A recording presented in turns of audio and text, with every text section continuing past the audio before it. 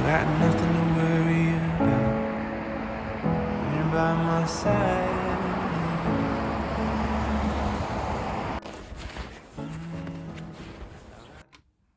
Good morning. I'm a bit sleepy because I've just woken up. And anyway, today I am going to talk about the advantages of living in Moscow. It is a hard task to speak about Russia without mentioning politics, but I've decided to stay positive and let's go. To be honest, when I was 20 years old, it seemed that there was nothing better, nothing cooler than live in a big city. I absolutely didn't get people who wanted to live abroad. It all seemed crazy to me. The architecture of big cities, the smell of the city, its noise, everything inspired me and motivated me. Now it's all vice versa. Maybe I have seen too many cities in my life. Maybe I've grown up and nothing touches me anymore. But I am not as impressed with Moscow as I used to be. Also, obviously, I'm still a muscovite until the end of time. Now, for me, Moscow is a hotbed for evil and rudeness. Moody and gloomy, where only the strongest can survive.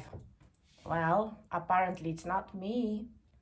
It's a heartless megapolis, a stone jungle with nothing but cars. But I have promised to stay positive, so here we go. Central heating and not expensive. I mean, you have to pay, but it's not that. If you heat the Russian way, let's say in Germany or in England, you'll be ruined. Financially, I mean, and unless you are rich. Radiators under which window I have here too, for example, in warm flat is considered something really normal, common for majority of Russian in winter.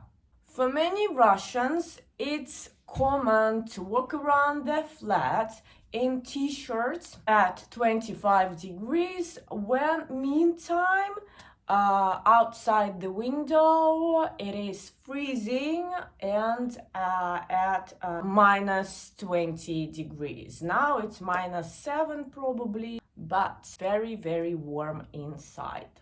That's why it is quite difficult for Russians to stay in a European flat in winter because we are not used to the cold side in winter. And I remember when I was living in London, I remember being asked all the time, how come you're cold? You from Russia? I was always cold inside and sometimes outside too. But I think there is a solution for everything, and I'm sure if I lived in European country in winter, I would find solution. I would, because we should make our life nice and beautiful and warm all the time.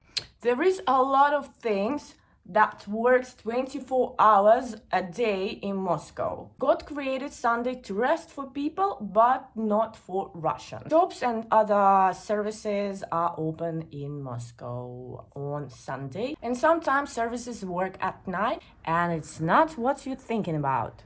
You can get a lot of things done overnight, buy groceries and things for the house, get your nails done, go skating to the ice rink, or take a dip in a swimming pool. Most of the time I happen to sleep and I have never really used those night services, but I have to say that it would be really weird for me if something didn't work on Sunday. Many things can be ordered by WhatsApp.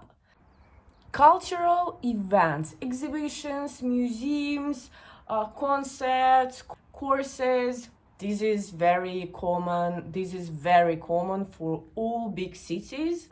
But as I said before, Moscow never sleeps.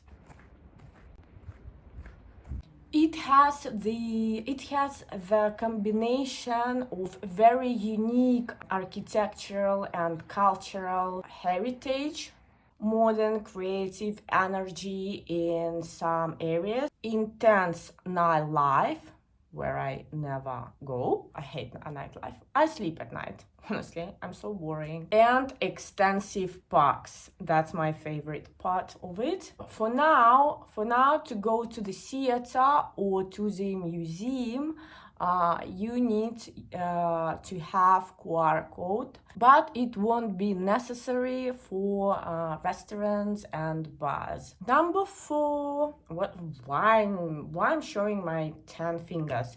Number 4,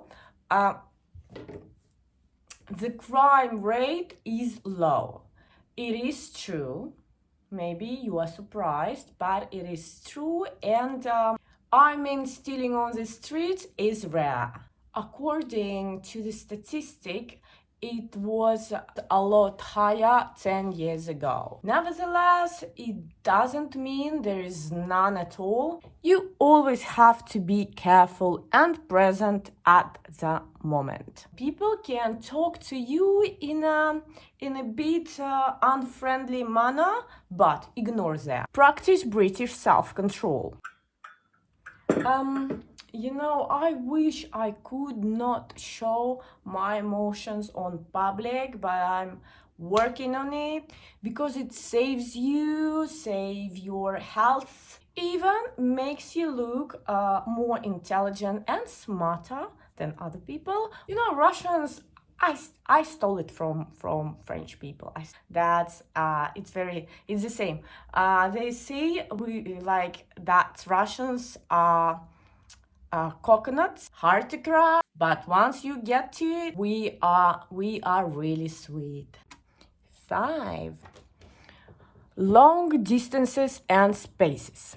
In my last video, I called it as disadvantage, but it also has its pluses. As an introvert, I adore large empty spaces. Love it. The city is full of hidden yards and alleys. You can always find an empty, cozy space, even in the center, even in a rush hour. Anytime a little cozy place somewhere exists for you. Oh, I recall this beautiful, vibrant, warm city called Buenos Aires. What? Don't disturb me. Buenos Aires. As I remember, if I can explain it right, that's Buenos Aires is divided into squares, But how and on what principle Moscow is built, I have no idea. Sometimes it seems very chaotic, but there is a certain charm in that. That's probably all for now. I would like to hear from you. Tell me all about your city and what you like the most about your city, town, whatever, village.